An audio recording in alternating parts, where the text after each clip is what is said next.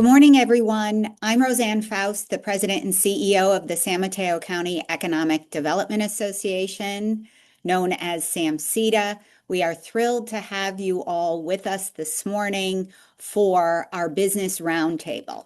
And our Business Roundtable today will focus on the incredible partnership between Comcast and the City of San Bruno. And we hope after this session together, that will be 60 minutes, you will go away with this story as a model for how communities can evolve infrastructure ownership while preserving trust, equity, and service quality. That is our goal at the end of this hour. So we have several speakers with us here this morning. I'm going to introduce each of them, and then they will take it away with an amazing presentation. We have the Honorable Mayor of the City of San Bruno, Rico Medina. We have our City Manager, Alex McIntyre, for the City of San Bruno. We have Brian Batari, the VP of Local Government and Community Affairs for Comcast. We have Alex Yoon, the Director of Government and Community Affairs for Comcast, California. And we have our President, the Board of Directors, San Bruno Education Foundation, Heather Latha. Welcome all of our speakers. Welcome to all of our attendees. And the point of today's roundtable, as I stated, is really to talk about the story of San Bruno and the story of Comcast and how they came together to provide the residents in their community an opportunity to upgrade the systems, the connectivity, and all that is related to Comcast operations. So I will turn it over to the Mayor of San Bruno, Rico Medina. Thank you, Roseanne, and thank you to everyone for being here. So a little bit about me. I'm a third-generation lifelong San Bruno resident. So when it comes to San Bruno Cable, it was, as far as I remember, my grandmother had it, my mother had it, I had it. That is the only thing that I knew of the city of San Bruno was its usage, and cable back then was something very big and important. As you may know, there was always a rumor that Comcast was not allowed. We had passed some ordinance that forbid them to come into the community, which was not the case.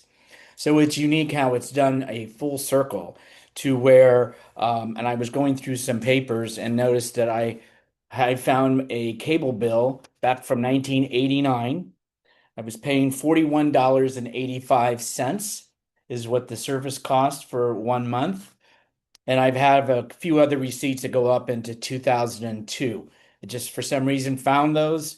Also found what back in '07, what it offered as far as the various channels. For San Bruno was very unique in having its own municipality as far as this service. For San Bruno Cable was something of pride, honor to have, so that we eventually even went beyond to the internet, of course, to phones and into commercial properties. But what it was also known is that it sponsored many activities in the city of San Bruno. It recorded the graduations. It recorded the football rivalries. It recorded the Posey Parade. It was something that brought community together, and that was the forefront. When San Bruno Cable started way long ago when I was a kid, it was to help offset costs to the city of San Bruno's residents. However, what evolved was that the city would receive $1 million annually into the general fund. So it became a necessity, and it also was something we were reliant on. In hindsight, eventually we should have rolled that back because we needed to invest. A long time ago, when Dave Thomas was the cable TV director, we upgraded the entire system, paid for it, didn't owe a penny, able to do equipment reserve. And then therefore, we were able to put back into the system. As time grew, a deficit grew because it just was having a hard time keeping up, and technology continued, as the city manager will say. I will say to Alex, city manager Alex, is that when he came in 3 years plus ago, he was one who wanted us to take a real hard look at San Bruno Cable. The former city manager wanted us to invest more, and at that point, the city council said, hold on, maybe we need to really sit down and analyze. Can we keep up? Can we give what the residents want? And a couple progresses ago, some time ago, I met somebody from Comcast, and they had broached the idea of what if. Well, nothing ever really came to fruition with it, and so time went on. But as we embarked upon this and they were serious, we sat down. For an elected official, the mayor, to be that one who says, okay, let's sell. There's a little pride. There's a little like, not on my watch, but it was right for the community. And I will tell you, I certainly vetted Comcast. They have a storefront that they committed to in San Bruno. I went in there in jeans, t-shirt, and walked around, saw how the customer service was, didn't tell them who I was. I just wanted to see firsthand, were they going to do as they said they were going to do? And thus far, it has happened. They've come into our community, they've invested, whether it's the toy drive for the San Bruno Professional Firefighters Association, whether it's education. There's a variety of things that they have given to this community to show we are in it to win it, and we're going to be good partners. And that has proven the case. Comcast, Alex, and I went even to San Francisco to do a little segment on a channel. So for San Bruno, it has evolved, and now it is Comcast, and it gives our residents another opportunity and option. And of course, Comcast, Alex will tell you about the internet speed and all the improvements that they have been. So for us so far, myself and the council, we have seen this as a positive and a service that folks are embracing. Mayor Medina, thank you so much. And with your permission, we'd love to share that video that you referenced. Oh, absolutely. Thank you. San Bruno is really a special place. I was born and raised here. I'm raising my family here. My kids went to the same elementary school that I went to. San Bruno established its own cable TV enterprise in the early 70s and expanded to the internet. But as technology has moved ahead, it became really, really difficult to compete and to keep rates down for our ratepayers. So the city of San Bruno has sold our enterprise to Comcast to provide the TV and internet services for our customers. For Comcast Xfinity, what it brings to San Bruno is the partnership. They are investing in San Bruno. They are investing in this community and its businesses and offering us the highest reliable internet service and other amenities that will help us in the future. I think it's really important that now we have a one-stop shop that provides all the technological advances that our community really expects. And Comcast is one more partner in making sure people are connected.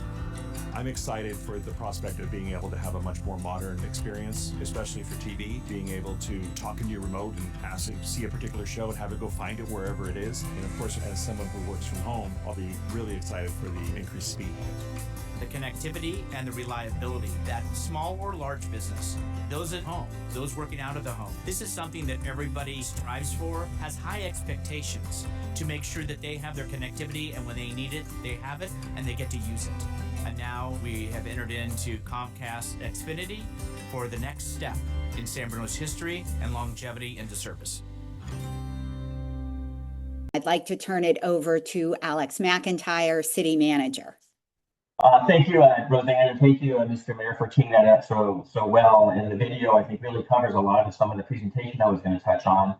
But it's really interesting that San Bruno in 1969 decided they wanted to go into the cable business, and this was unheard of. This was visionary at the time, and so the council at that time kind of launched this effort to bring cable services to our community. And really, for 45 years, this thing thrived. And I think the mayor described it so well. It was such a source of pride for our community. At the peak, we had 15,000 subscribers. We had 23 employees working in the system. It was formed as an enterprise. And for those of you who don't know, understand, it's a separate business unit of the city of San Bruno. And 45 years later, we find ourselves in the early 2000 or 2000 teens, and things are starting to change. And I think it's like Tom Hamilton's comments there, Councilmember Hamilton's comments there in the video, where kind of the technology pressures to upgrade and to improve are competing with the political pressures to maintain rates, and technology was just taking off. The city did keep up. They did go into telephone service. They did go into the internet and whatnot. And so it became, we competed, but we competed in a difficult manner. It just really wasn't our core competency. And finally, at one point, if I can tell a quick side story, when I interviewed for the position of interim city manager 3.5 years ago, I happened to be abroad. And my interview was like at 4 a.m, and I'm talking to the council via Zoom, and we're having this conversation. And the council asked me one question, and they asked me, is there any questions I had about the city of San Bruno? And I had done some homework. I said, I just have one question. I need to understand, what is this thing called CityNet, and why is it $16 million? Why is it carrying a $16 million deficit? I said, that would concern me if I was to join you, and it's something I'd want to look into. So as the mayor indicated, it became sort of a point of focus for me. So moving forward, as I joined the city, interestingly, my very first council meeting was a presentation by the former city manager asking about further investments into the cable system, or excuse me, into CityNet, and it was about fiber to the home, right? That's sort of the next level of technology. And we had some level of success with that in our community. Only about maybe 20% of our homes were connected via fiber. And the council at that time just said, as the mayor said, stop, let's take a pause. We're not sure we're ready to take on this level of commitment. I think overall it was going to be another $25 million investment. And while I think that the numbers showed that it could pay for itself, it just became one of these burdens that I think the city just really wasn't ready to take on. And frankly, the private sector probably could do this much better. Fast forward to Comcast. We do an RFP, and Comcast ends up as the successful bidder to come in and negotiate. Council in 2023 authorizes me to kind of look. Actually, first of all, the council said, let's look at the finances of CityNet and see if we can figure something out. Our auditors came in and really said, you need to clear your books. You need to zero out your $16 million deficit. And when our CFO at the time, or the CFO basically said, okay, and the total cost from our general fund, which we could ill afford, was about $21 million to clear the books, even when you include all the other sort of factors involved. So it became very apparent to me we needed to do something. Comcast, for whatever reason, Comcast surrounds San Bruno. There was this donut hole in Comcast service area that was San Bruno. So we negotiated with Comcast starting in 2023 and 2024. And really the negotiations were fascinating because it's this interesting twist of sort of a service provider as what the city was at the time, and looking to privatize it.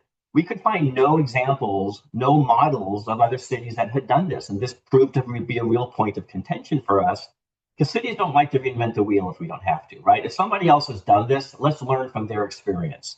We had to go as far as Massachusetts to find somebody who had spun off their cable system or internet system back to the private sector. In California, the last one we found was the city of Alameda, and that was something like 22 years ago. So we couldn't find any individuals who had the experience of what are we supposed to look for? What are we supposed to do? I've got 25 years of experience as a city manager, and never have I had to take a business enterprise we have and turn it over to the private sector, or negotiate its conversion to the private sector. So it became this interesting path for the city. I advised the council. There's a lot of things we don't know, but we're going to learn very quickly. We ended up bringing on special counsel to kind of guide us through this process.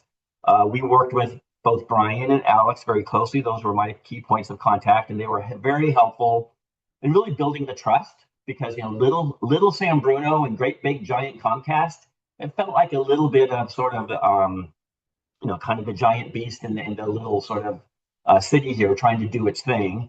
And really that relationship proved to be very, very important for us moving forward. And so between Brian and Alex, that sort of helped kind of guide us through what we needed to get through.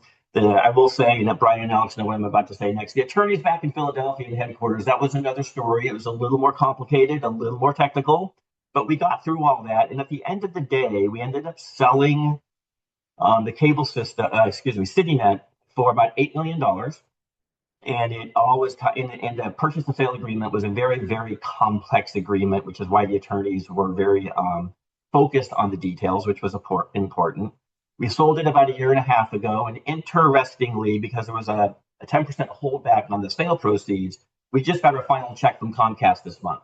So the sale is now completely 100% behind us.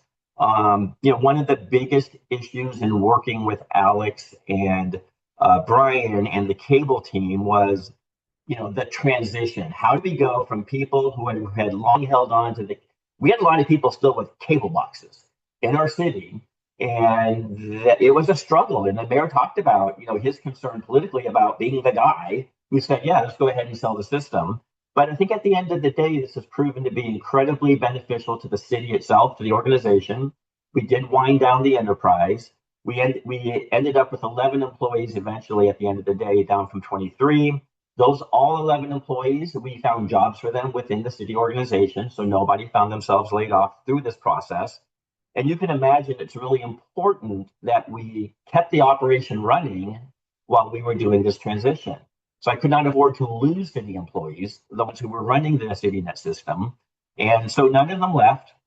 We negotiated a deal through their union to sort of keep them both in place in their current positions, but also offered them a transition plan to move into the broader organization. So I think the trust built with both Brian and Alex proved to be absolutely instrumental in making this deal work. And, really at the end of the day, I think it was the right thing for San Bruno. I just don't think we had the technical chops to pull off this complete modernization of the system. And there really are those out there who do this so much better, and it's really a part of their core competency. So that was my sort of thought process on the entire, continuing the story, as Roseanne said. And so I will go ahead and conclude my part of the presentation. Thank you so much, Alex. And thank you, Mayor Medina, because I think what you both said is you put the customers front and center. You put the city front and center. That was critical to you. CityNet was around a long time, and you wanted to make sure that this transition was handled carefully, thoughtfully, and with the appropriate expertise. So I am going to turn it over to Brian, followed by Alex, and then back to Brian to talk about the expertise and how they approach this process and their part of the story. So Brian. Thanks, Roseanne. Thank you, SAMCEDA, for having this. This is great. As you've heard, this has been really a true partnership all the way through, or most of the way through. Once we got through the negotiations, it might have been David versus Goliath, as Alex said, but he is a shrewd negotiator. Don't get him wrong. It was quite a negotiation, and San Bruno ended up better than they started at the end there. Just also wanted to say, once we got past the negotiations, it was then time to undertake a multi-million-dollar investment on our part to upgrade the network. And cannot speak highly enough of Alex and the mayor and their team at the city in their partnership, getting all that work done. It required going to almost every home, getting into backyards, upgrading the network out in the streets, in a busy city. And I have to also give a shout out to Sandeep with CityNet, just a wonderful partner.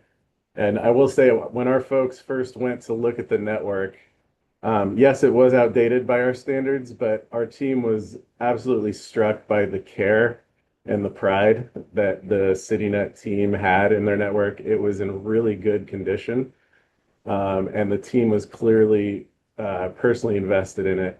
And our folks were just so impressed by that.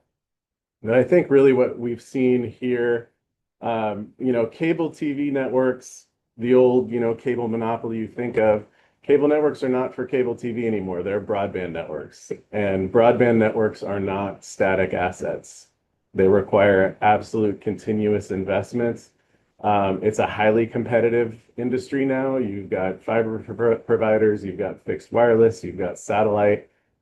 Folks have multiple options. So you need continuous investment. You need cybersecurity resources. You need a sales team. Just a bunch of resources that we were better positioned to provide. And we're just so proud and happy that this partnership has come through.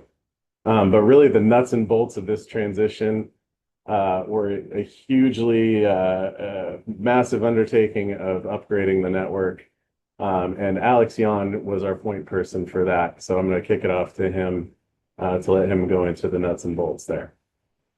Thanks, Brian. And again, really appreciate the partnership, not only here with the city, but a number of our community partners, looking at what it took to sort of make the migration and make this deal sort of happen. I think that, when the mayor and I had the chance to sort of sit down and talking also with Alex, the city manager, we wanted to make sure that we had some of the best offerings for our not only new members that were sort of coming over to the Comcast family, but making sure that everyone felt comfortable in what was sort of happening. And I think that one thing here, just sort of looking at this slide that you sort of see in front of you, is kind of seeing the broad overview of service offerings that we sort of provide. And so where CityNet was able to offer what was traditional, we were able to sort of expand that not only to the internet, to the streaming, but also mobile, as well as cell phone services, that you can sort of get with your home security, and then also for business customers to make sure that they felt sort of covered and wrapped around. And one of the things that we have done in California is we've continued to make continuous capital investments to the tune of $13.4 billion here in California alone. And I think one of the reoccurring themes that you're sort of hearing from everyone here is that, again, broadband networks just aren't static. And it's one of the things that that we have to continue to sort of make sure that we're upgrading and continuing to sort of make sure that speeds are where they need to be. Broadband speeds are actually up 9-fold since 2017, and they're continuing to sort of upgrade. San Bruno was one of the first cities in California to receive what we call symmetrical speeds. So that is a gig up, gig down. That's great not only for residents, but that's great for business communities, right? That want to bring businesses back to the community. And then on top of that, you also have to keep in mind that it's a continual vendor management and upgrade of these cycles. One of the things that I think we all sort of face is cybersecurity risk right now. Our Comcast business unit tackles 34 billion cyber attacks alone and helps fight over that. And so San Bruno residents now get all of that sort of included in with what they're sort of able to sort of see here with their Comcast Xfinity internet, which we're very, very excited about. I did want to spend some time kind of going over a little bit about the process. If maybe we could go to the next slide. This is a monumental feat over 6 months. The best way that I've sort of thought about this is, you hear the analogy of flying a plane and building it at the same time. We had to do that, but we had 2 planes flying together, and we had to move the passengers across the way while we were flying.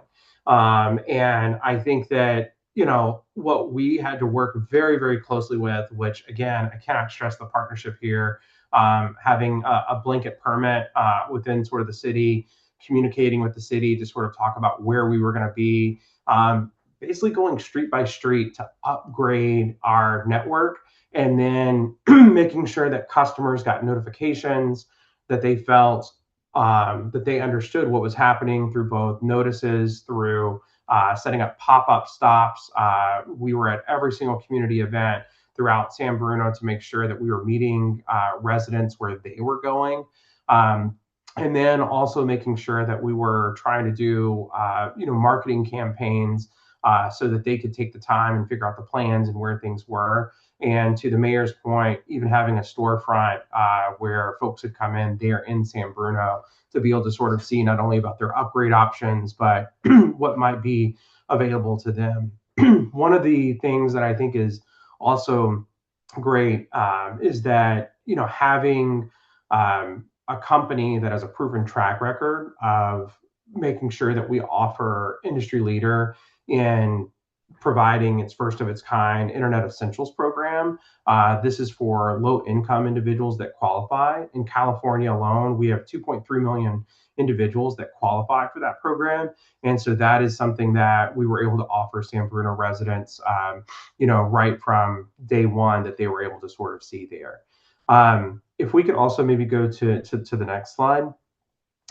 We got really innovative with, again, trying to figure out how we could meet residents and customers where they were. For those that aren't aware, Comcast owns Universal Studios. And so one of the great things that we were able to offer that other companies weren't able to sort of provide is screenings of some of our amazing films, such as Jurassic Park, as well as Wicked.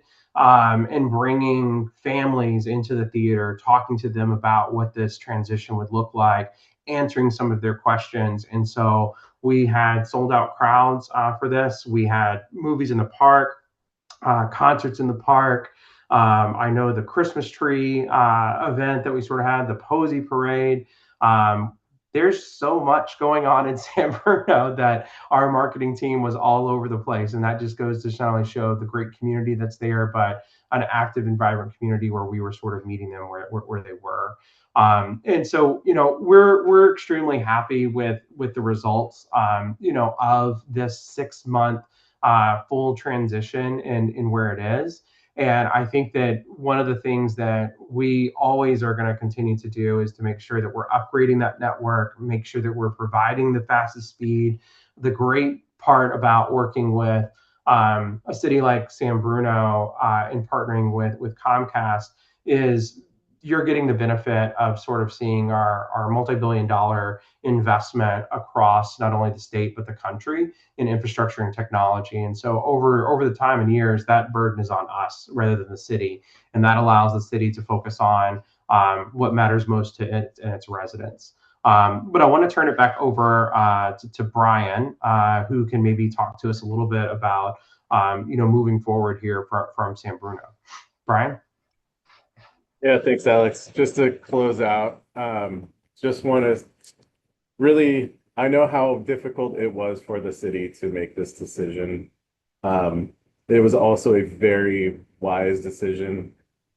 They were able to recognize the amount of investment required to maintain a broadband network and enhance a broadband network. And cities don't want to be in a position to have to decide between upgrading a network or paving more streets or building a community center or the million other things that cities are responsible for. So I think, a takeaway for others on this call, maybe, cities don't have to do everything themselves. It feels like you're in a vacuum sometimes, and it's really, there's resources out there. There are providers out there. There are, many resources as long as you define the problem that you're trying to solve. And San Bruno is trying to solve the problem of making sure their residents have the most up-to-date technology and the best access to broadband. And now they have the best Comcast network in California. The rest of the state, we're catching up, but San Bruno was first to get our, most upgraded network. So just want to say thank you to SAMCEDA and San Bruno. It's been a wonderful partnership, and we're not going anywhere. We're very excited about the future. So thank you. So thank you to Brian and Alex for giving the Comcast part of the story. I think what Brian just said about cities not having to do it, go it alone. Businesses will be supportive of your needs. They are open to discussions, and the partnership that we're now going to move into with Heather from the San Bruno Education Foundation is another example of the city's thought process in engaging a large company like Comcast in, well, how else can you benefit our community? What else can you do? So Heather Lata, the president of the board of directors, the chair of the board of directors, is going to talk about the partnership with the San Bruno Education Foundation. Heather? Thanks, Roseanne. And, thanks, Alex and Brian, too. I think both of you touched on the different ways that you tried to engage early with the community overall for trust building. And I think that's a lot of what our partnership between Comcast and San Bruno Education Foundation has really been about. As a trusted member of the community focused on the schools, I think we were able to be a great example of that. So if you go to the next slide, I just wanted to talk a little bit first about some background about the Education Foundation. So we're a volunteer-run nonprofit solely focused on the San Bruno Park School District, which is a TK through 8 district. We're basically trying to fund the gap between federal and state taxes and the programs dedicated to them and the programs we really want for our students. So that they can have things like music and arts, STEM, and then increased supports for staff and students and community building as well. You heard earlier, I think community is a really big, important thing for San Bruno. And if you go to the next slide, you'll see who we are really, the students that we serve. We're a really small district. We're a small city, so we have about 2,100 students, 1 middle school, 4 elementary schools, a very diverse population with 31% English learners, 30% socioeconomically disadvantaged.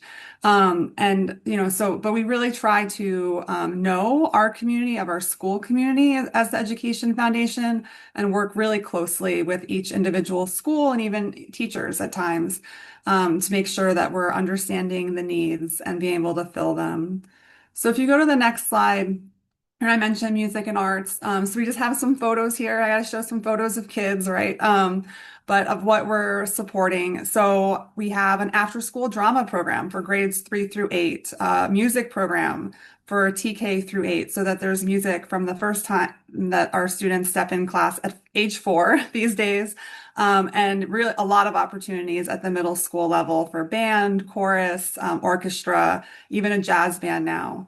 And also ways for students to be able to put pride that they have with artistic talent. We have kids who've helped us support painting that mural on the left. We got a muralist to work with kids to do that. So lots of ways that we're trying to engage kids for art. You go to the next slide, you can see different things we're trying to do with STEM, really a lot more hands-on opportunities for the students to learn about how they apply science and engineering to be more engaged, find school more fun. So lots of things like a Lego robotics after school program, ways that we have a district-wide STEM fair to help kids be prepared for the county STEM fair, and other enrichment opportunities both inside the school classroom as well as with school gardens. The next slide covers the staff and student support, which is just really a lot of it is providing extra support to our teachers through professional development or coaching, and a variety of catered support to students, which includes backpack drives at the beginning of the school year, but other things that may come up from the individual schools of particular needs throughout the year. And then finally, our last area is community building. And this includes an annual back to school barbecue that we have for all the school families to be invited to at the beginning of the school year. We have an annual gala. We have Panther Pride Day. The Panthers are our one intermediate school. And so we have a day where all the elementary school families are invited to the middle school to learn more about it. And the middle school students can kind of show off everything they do and their electives, the music program. And it's a great way for the elementary schools families to learn about Parkside, our intermediate school, a lot better. And then we also have campus beautification events. So a lot of ways that we try to bring the community together to support the schools and get to know each other across our elementary schools to support our one middle school, and so we all go there together. If you go to the next slide, talk a little bit about more the partnership with Comcast that we have. And so, we were really so grateful that Comcast decided to donate $50,000 to SBEF, which was specifically to support our digital learning and after-school programs like the Lego robotics and after-school drama this past year. And we received a big check and had a presentation of that at our back-to-school barbecue, and really appreciated all of Comcast's support at that barbecue, which was last August. There were a number of volunteers who came from Comcast to help support the barbecue itself, to the point where there were, Comcast employees helping get kids in and out of the bouncy houses and stuff, really engaging with the community. So many community members came up to me about how grateful they were for Comcast support for things like that, and just getting to meet the Comcast employees as well. They also did donate some ice cream and churros to the event, so that's always fun to also be so well fed. But I think it really did create a lot of goodwill, and just be able to meet people one-on-one through that event was great. If you go to the next slide.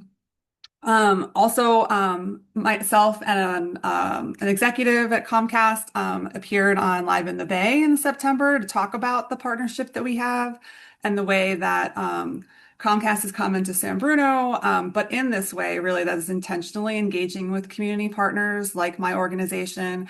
And so it allowed us to have a profile as well on our program, and in particular, the Lego robotics and how we're trying to enhance STEM skills across our district. We're a community right in the technology sector in the Bay Area, and we want our kids to be able to have those skills very strongly from an early age.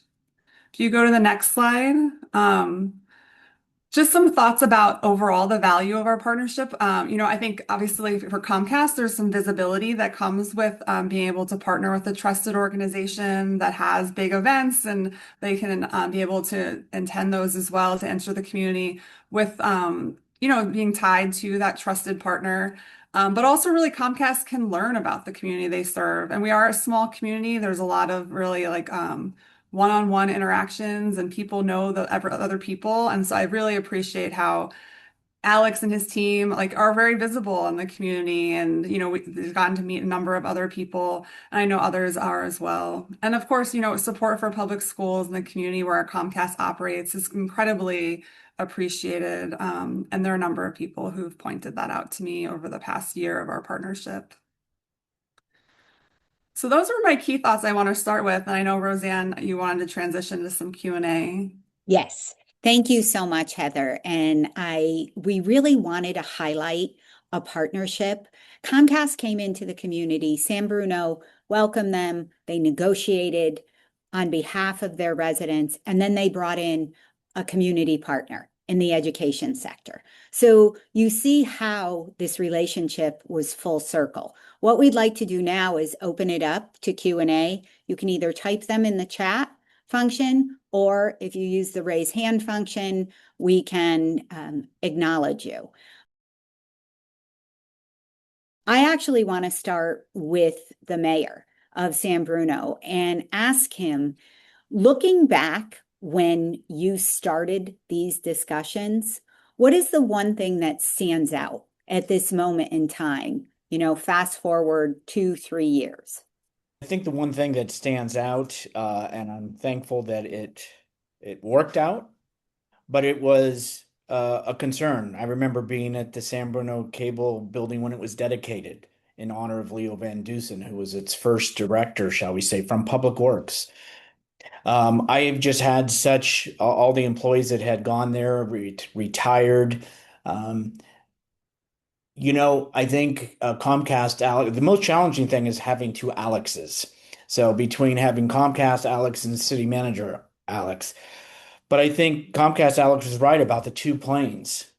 I mean, it was quite a bit to do in a short period of time to really win over a community that it was used to, one system, one way, 3 generations, and that's all we knew for myself. And so I would say the hill seemed high and steep to climb, but we were able to do it. And it took a lot of effort, and it really took candid conversation and trusting one another. And I'm one of those believers of trust but verify. And I did that, and it had paid off. And so far, transitions are hard, change is hard, but it has been beneficial. And let's put it this way, I'm not getting any calls or emails about Comcast, so that's a good thing. Thank you very much, Mayor.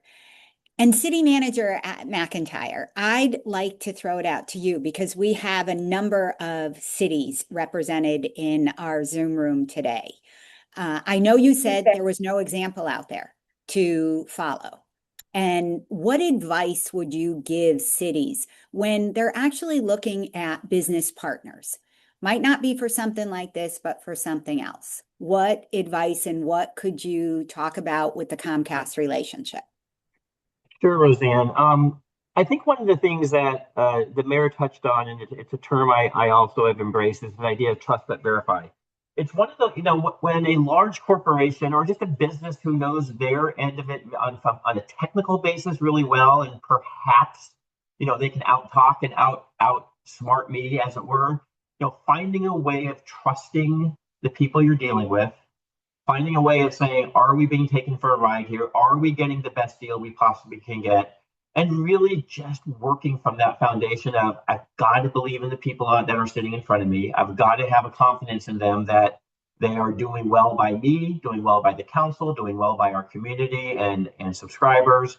And at the end of the day, that trust was proven. And as I think as Alex Yoon said, just over time, the amount of work and coordination it took from their side of it, handling all the challenges that occurred in the field, I think it was remarkable. I think it's one of those things where it's just hard for cities to look at change, particularly getting out of the business and giving it to some other entity, and knowing that they're going to do well by the subscribers or do well by the customers who you've served for, in this case, decades.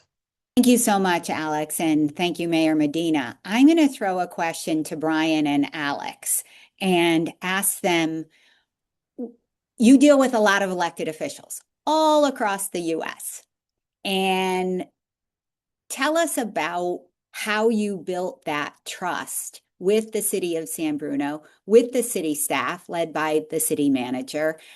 What did you see in them that maybe you'd like to see from other elected officials? I'll go ahead and jump in here. I think that what the mayor had sort of said, transparency and communication and candor. I think both parties really appreciated that. We wanted to make sure that our future customers, members, felt that they were being taken care of. And I know that the city also had that same thought and effort. And I think what was great about this partnership, and what should sort of be used as a model, is that I think both parties took a step back and said, what is best for the community, right? And how can we achieve that? And how can we make sure that we're sort of striving to get there? We said often at the very beginning that there are going to be speed bumps, there are going to be hiccups, but the biggest struggle is how will we handle those together sort of as a team and mitigate through those. And what I appreciate with Alex and his staff at the city was the candor on when something would flare up, and communicating with that and working through that. And frankly, one of the things that I enjoy working with elected officials and communities is that whenever I get a spidey sense that something might be coming up, is that rather sort of let them know heads up, hey, this is what we're hearing, wanted to give you a heads up that this might be happening. And I think ultimately just the communication, and being able to make sure that people have your cell phone number and can text you. So for me, that was what I felt like worked great for this community. But Brian, am I missing anything there that you've sort of seen throughout a number of other places that is unique, not only to San Bruno, but other areas that you might want to highlight? Yeah, I think we have 240 cities and counties in California we serve. I cover Arizona as well, and you've got all across the ideological spectrum. But makes a great local elected official is, regardless of ideology, just a deep concern with making things work better for the residents they serve.